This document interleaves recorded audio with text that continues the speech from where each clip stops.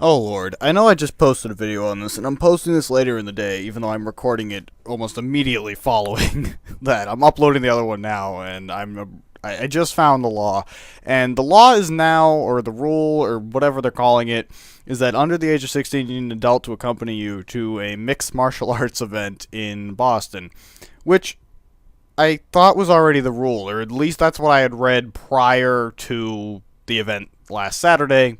So maybe I misread, but I don't know. I already thought that was a state law. So I'm very confused as to how this even came about to be the new rule. But it's not banning under 18. But it did pass that under 16 you need an adult. Now, first of all, I don't know how many kids under the age of 16 are going to UFC events in the city of Boston without an adult.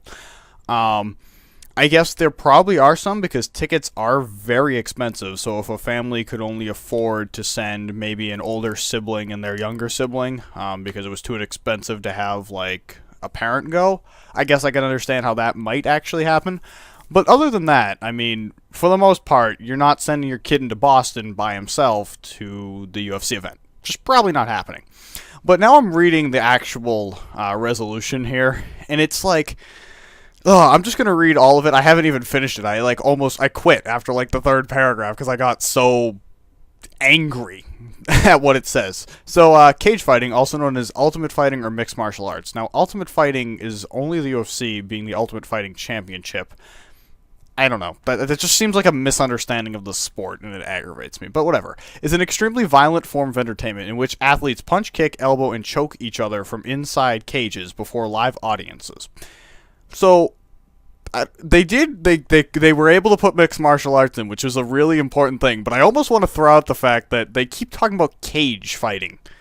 There is, examples of mixed martial arts that take place in a ring with ropes. There's no cage, so I don't know. You keep saying cage fighting, so I could make the argument that if I bring a boxing ring, it's okay, although you did put mixed martial arts. And I don't know why mixed martial arts is in quotes, as if it's this, like, crazy thing. Like, it's just a made-up term. It's a very real term. Anyway, cage fighters at the amateur and professional levels have competed in public stadiums and on television, bearing neo-Nazi messages in their tattoos or on their clothing. And that's where I lost it.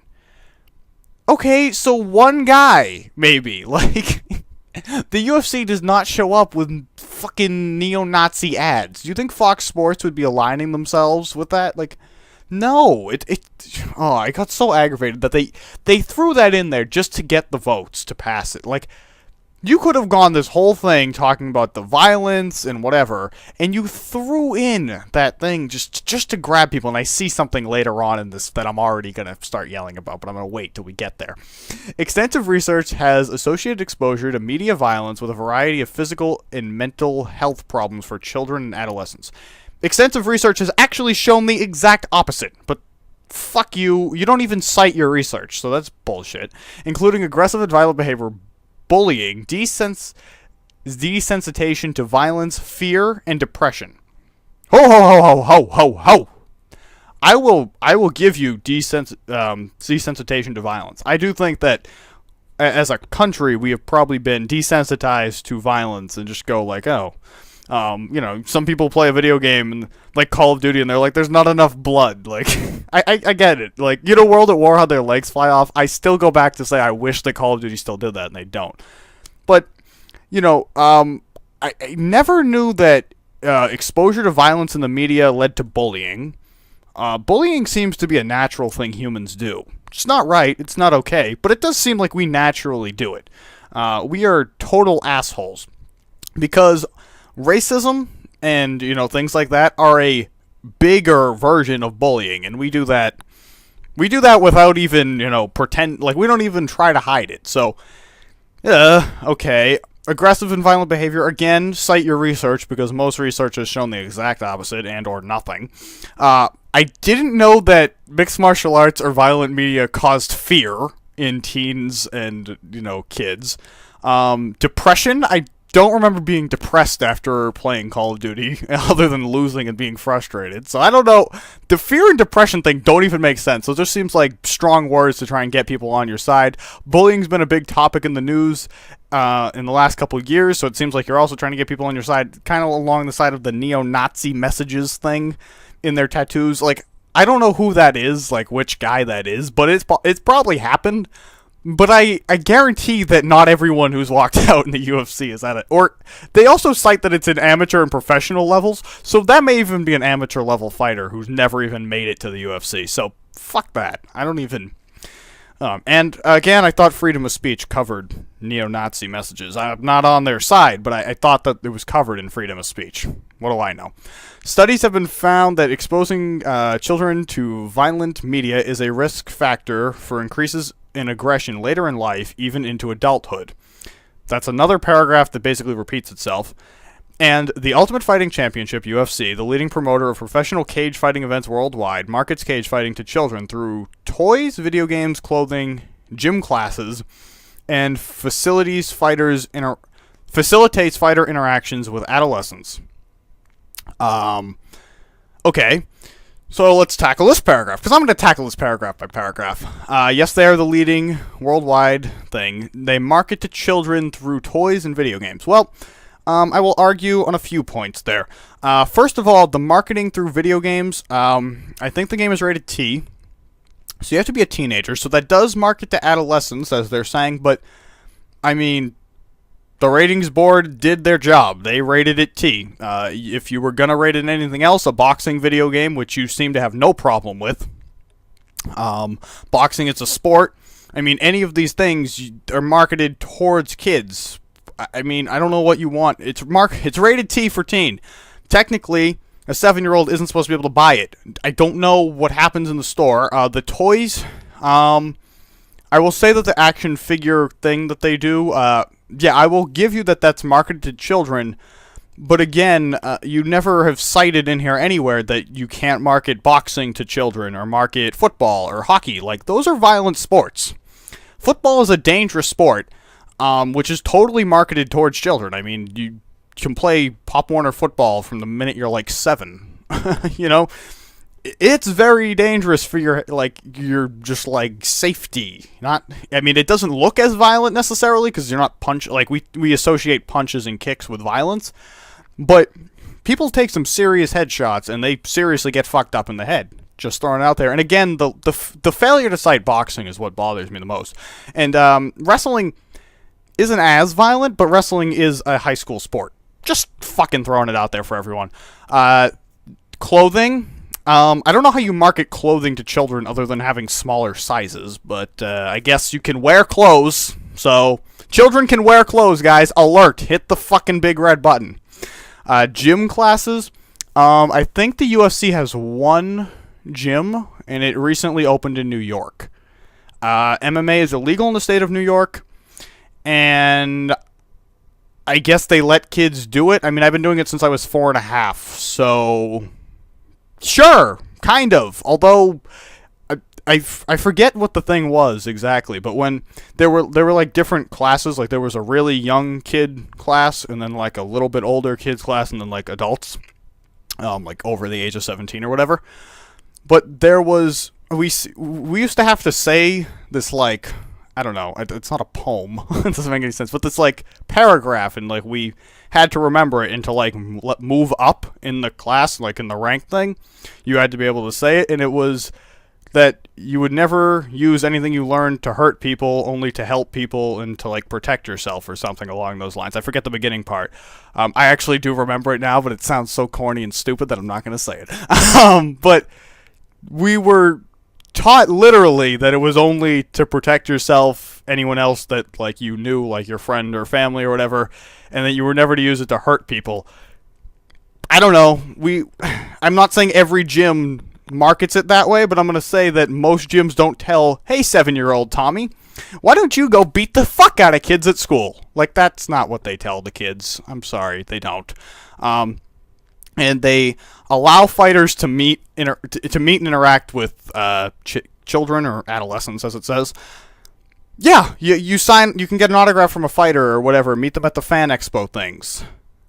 That shouldn't be illegal or be a big issue in any way. I mean, you meeting a fighter.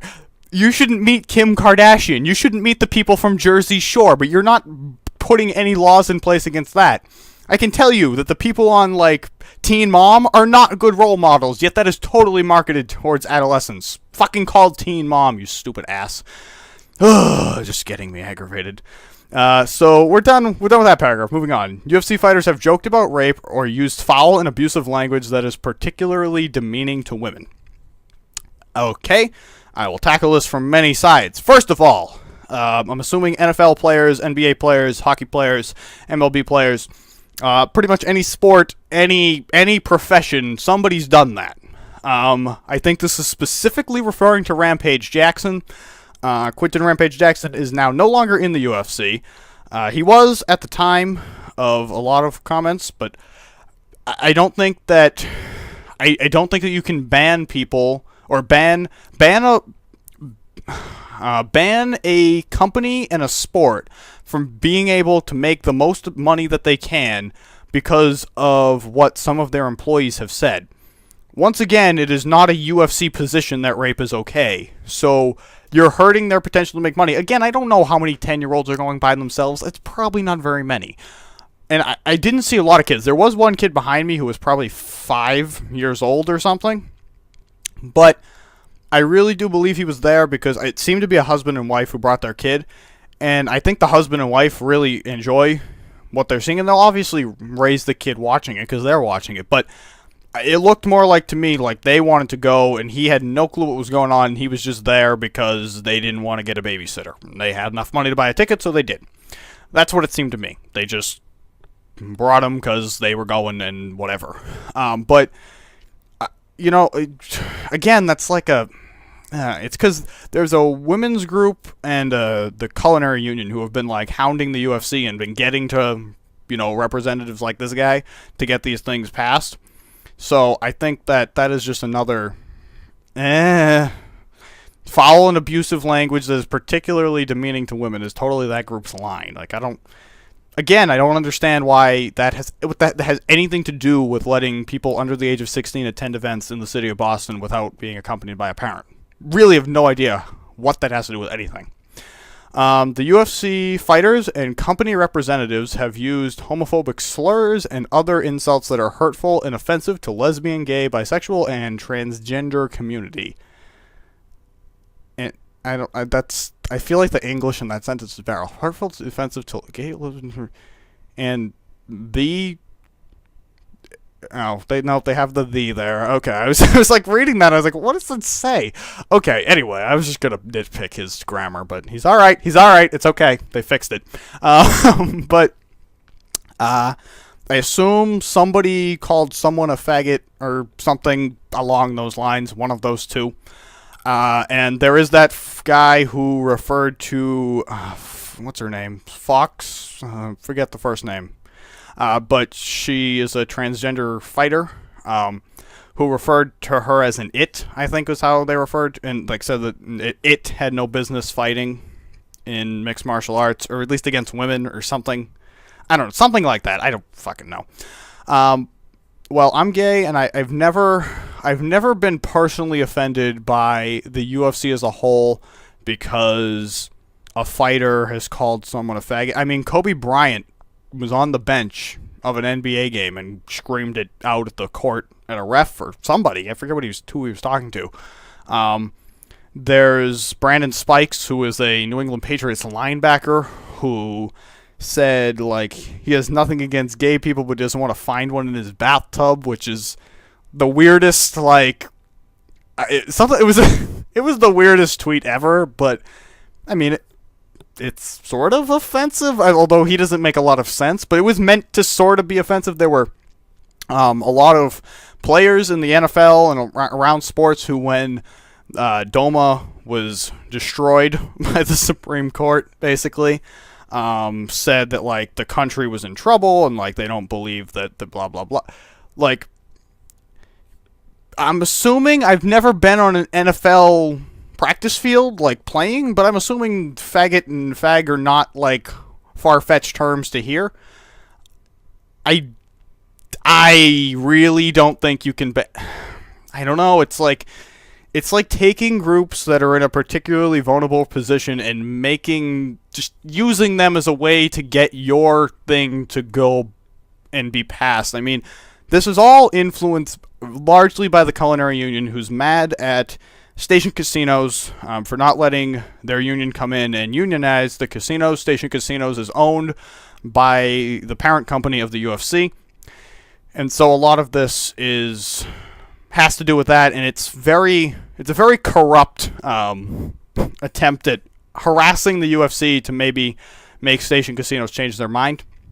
So, they're using the neo-Nazi thing, the women's group thing, and the gay, lesbian, bisexual, transgender community thing to try to say, like, hey, see, they're mean to these, groups that are vulnerable to attack, so they should be banished. And, I mean, I'm gay, and I don't find... there have been fighters who have said things like, and I'm not their fan. I don't root for them, but at the same time, I don't root for them to have their necks snapped and die in front of us. I never have that strong of a feeling towards them. And to be honest, UFC fighters are not influential in any way, and the UFC, fined heavily, and I think suspended the guy, who insulted Fox, the transgender fighter. They've taken action on these things, so it's not like they just let it go, and they don't have signs that say, like, hey, let's do this. I don't know, it bothers me, because, sure, but homophobic slurs, I would like you not to say it, but again, it just doesn't mean anything to me. They're not people of power or of any influence. The things that they say don't matter. And it would be one thing if the UFC themselves was saying it, but it's not. It's their fighters. And in the NFL, and the NBA, and major sports around the world, and soccer or football, depending on who you are and where you are, those players and those fans are not always the nicest of people. They say stuff like this all the time, and we're not banning that from happening because of what people have said. And I think that that's a stupid thing to throw in there to try and get people on your side. And I'm all for defending these groups of people and, don't let neo-Nazi tattoos, show on your broadcast. And don't tolerate fighters going out there and insulting gay people. And don't tolerate them joking about rape and whatever. But at the same time, it's like, you can't hurt their potential to make money and hurt a company financially because of what some people in and around the sport have said. It's just, especially when the precedent is sport, which the other sports don't even apply. I mean, you're not banning the NFL from the city of Boston. That's all I'm saying. So moving on to the next paragraph so we can almost wrap this up. Producers of alcohol products have sponsored professional cage fighting. Promoters with logos of popular alcohol brands prominently featured at the center of the cage fighting areas and at public press conferences. And children are permitted to attend live events as spectators, therefore be it. This is the law part. Okay, but the NFL is heavily sponsored by alcohol.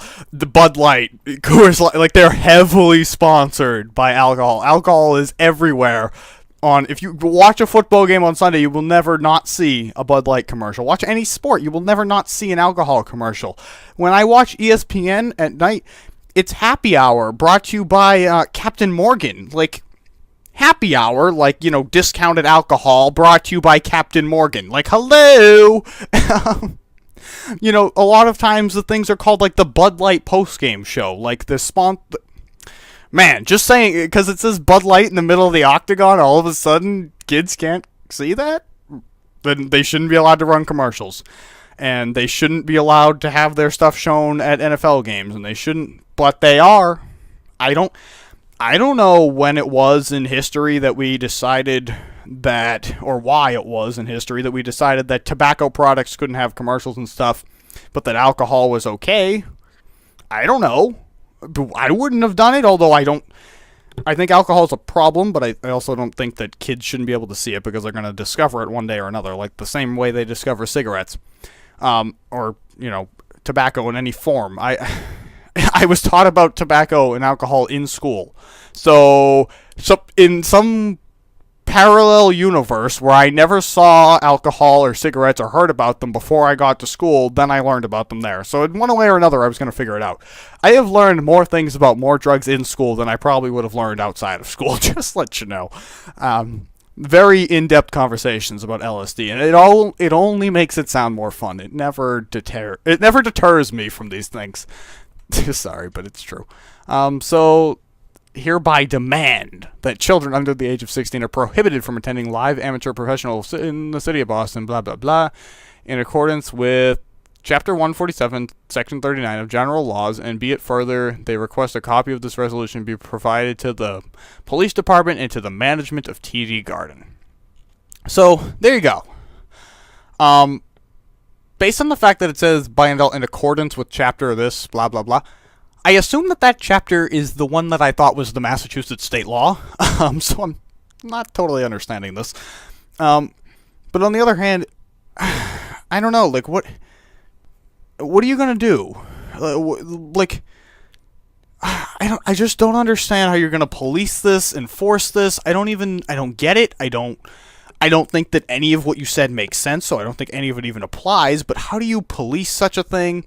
You know, if a kid walks in and he's, I don't know, 10, 11, 13 years old, whatever, and there's an adult behind him, but he's not actually with that guy, but they happen to be, like, next to each other, are you gonna stop them and be like, are you with him? Like, I mean, how are you gonna police this? Like, I can't imagine that you could or would. I don't even know why. It doesn't make sense. The sport's violent, sure, but nothing you just said convinces me that you're making sense with this. And it's not a total ban, so it probably doesn't matter that much, but it's just this weird attack that just rubs me the wrong way. And I don't get it. Whatever. I can't even talk about it anymore. I'm going to leave you with that, and I'll see you later.